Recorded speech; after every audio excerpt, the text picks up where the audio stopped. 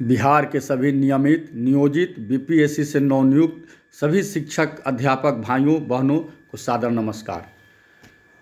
साथियों, साथ ही बिहार के तमाम बुद्धिजीवी शिक्षा प्रेमियों और जिंदा व्यक्तियों को भी सादर हार्दिक नमस्कार। जिंदा व्यक्ति इसलिए कह रहा हूं कि आज बिहार में जिस तरह से शिक्षा व्यवस्था चल रही है उससे ऐसा लग रहा है कोई आवाज़ नहीं उठ रही है। ऐसा लग रहा है कि बिहार के जो इंसानियत है, जो संवेदनशीलता है, वो मर चुका है। भले ही वह जिंदा है लेकिन संवेदनशीलता उनमें समाप्त हो चुकी है। मैं सबसे पहले बिहार में इतनी बड़ी संख्या में 1,10,000 अध्यापकों की बहाली के लिए बिहार के मुख्यमंत्री, शिक्षा मंत्री, उप मुख्यमंत्री और सबसे ज़्यादा SC/SK के पाठक सर को हार्दिक बधाई देता हूँ, उनको साधुवाद देता हूँ।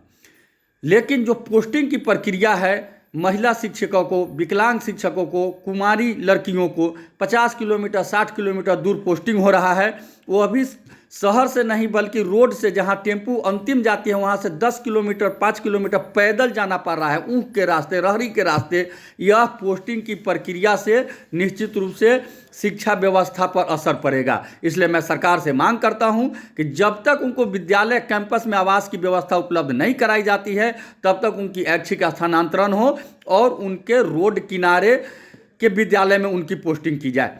नहीं तो मोटरसाइकिल पंक्चर तो नहीं होगा लेकिन मोटरसाइकिल एक्सीडेंट जरूर होगा और रोज होगा और सैकड़ों की संख्या में होगा। पिछली बार जब बहाली निकली थी तो 6 से 8 में बहाली नहीं निकली थी। सरकार द्वारा कहा गया था कि यह सीट, आधी सीट भरा जाएगा प्रमोशन से और आधी पर बहाली होगी, लेकिन आधे सीट पर प्रमोशन हुआ नहीं और वह बहाली प्रक्रिया शुरू कर दी गई है। यह 2012 नियमावली 2020 नियमावली का घोर उल्लंघन है। इसलिए हम सरकार से मांग करते हैं कि पहले 6 से 8 में प्रमोशन दिया जाए 1 से 5 के शिक्षकों को, फिर 6 से 8 में उनकी बहाली की जाए। साथ ही जो शिक्षा व्यवस्था पर लगातार चल रहा है, जो पूर्व से बहाल नियोजित शिक्षक हैं उनको राजकर्मी के दर्जा देने के लिए कभी मुख्यमंत्री कहते हैं मामूली परीक्षा लेंगे, तो कभी पदाधिकारी कहते हैं जल्द करेंगे, लेकिन कोई प्रक्रिया आगे नहीं बढ़ रही है, जिससे सरकार में निराशा एवं कुंठा का भाव होते जा रहा है। इसको दूर करने के लिए अविलंब सरकार पूर्व से सभी नियोजित शिक्षकों को तुरंत जल्द से जल्द राजकर्मी का दर्जा दे और जो जहाँ हैं शिक्षक, जो पूर्व बहाल शिक्षक, नियोजित शिक्षक जो अभी बीपीएससी पास करके बहाल हुए हैं, वो जिस विद्यालय में हैं उन्हें वहीं पर उनको राजकर्मी का दर्जा दिया जाए, उनको इधर उधर नहीं किया जाए, तभी शिक्षा व्यवस्था गंगा।